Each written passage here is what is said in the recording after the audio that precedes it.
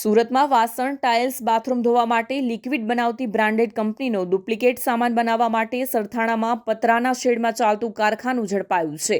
મુંબઈની ટીમે સ્થાનિક પોલીસને સાથે દરોડા પાડી 3.31 લાખનો સામાન કબજે લઈ એકની ધરપકડ કરી હતી.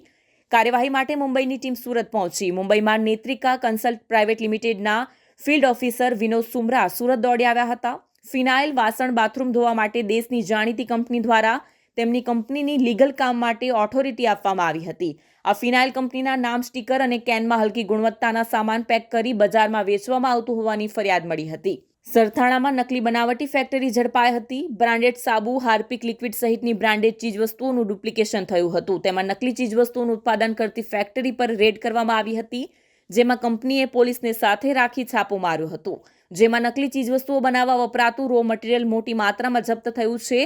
તેમાં બનાવટી ડેટોલ સાબુ, લિક્વિડનો મોટો જથ્થો જપ્ત કરાયો છે. તેમજ સરથાણા પોલીસ સ્ટેશનથી થોડા જ અંતરમાં ફેક્ટરી ચાલતી હતી.